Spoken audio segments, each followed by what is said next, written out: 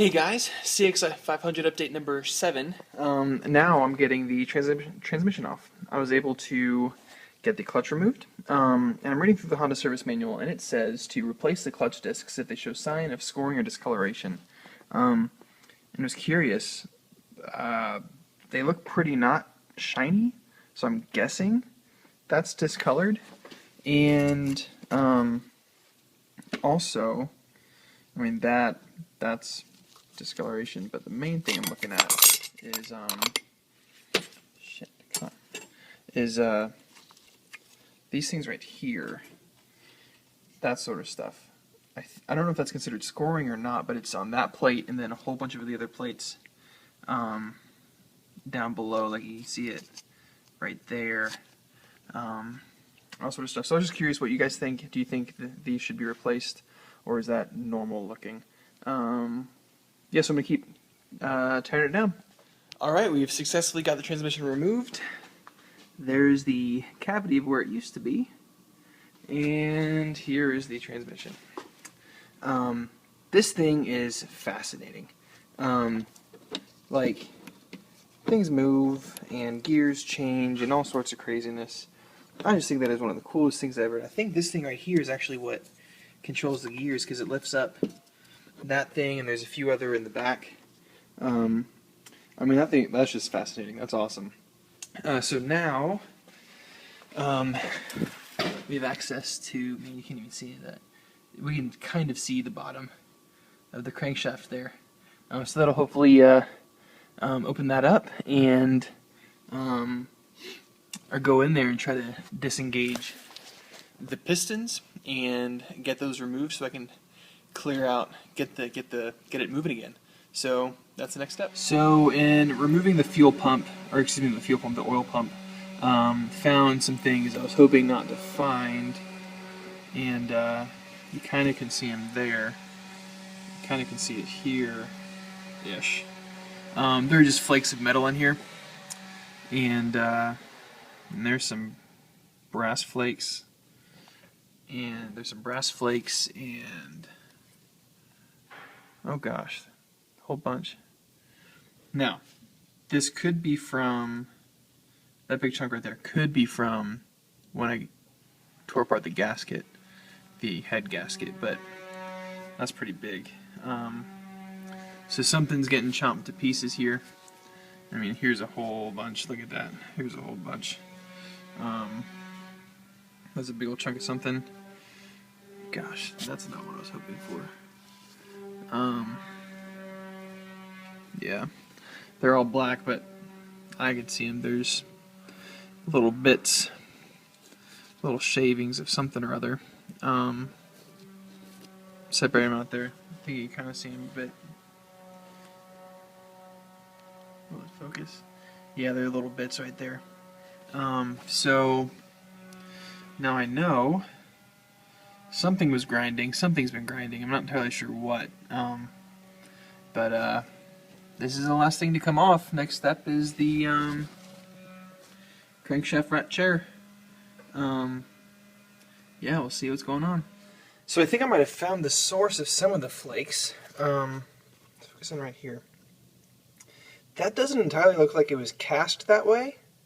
It looks like there was a hole here, and then something, or excuse me, a hole here, and then something tore through this. But wherever this is, I haven't found it. So I don't know what's going on there. That might be it. I'm also trying to find... Oh, they're both right there. Okay, so there's the two pistons. Inside of the cylinder head, or inside the cylinder, looks pretty okay. Let's see if we can see into that one. I can't really see it. I'm going to say if I can't get these pistons out, so wish me luck.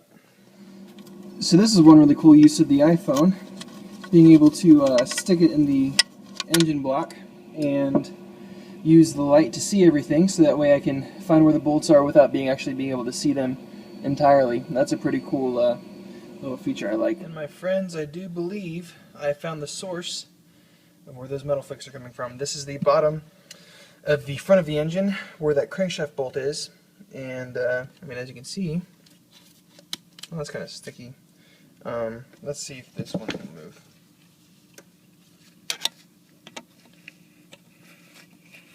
That one won't. Okay, maybe not, but maybe. So I'm going to call it for the day. I was able to get some of the bolts off of the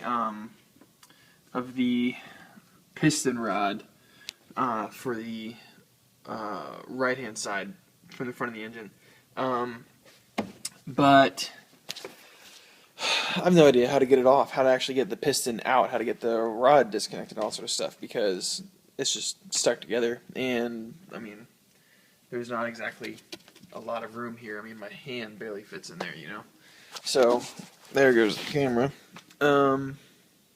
Yeah, so if you guys have any ideas of how to get the piston removed with the rod still connected to it, I am all ears, because I have no idea how. Yeah, so that being said, that's everything for today. Transmission's out, oil pump's out, pretty much everything is disconnected except for the crankshaft and the pistons. One note though, I was able to get, using the impact wrench, I was able to turn the crankshaft, so that means something. I don't know what, but it means something. I guess it just means that it's very, very tight. So I have no idea what else to do about that. So yeah, that's about it. Okay, one more note. I realized I just used the impact wrench again just to see what would happen, and this entire thing moves as one unit. This doesn't spin free of this. So let's go ahead and have a look-see at that real quick. Excuse the noise. Let's go ahead and watch this.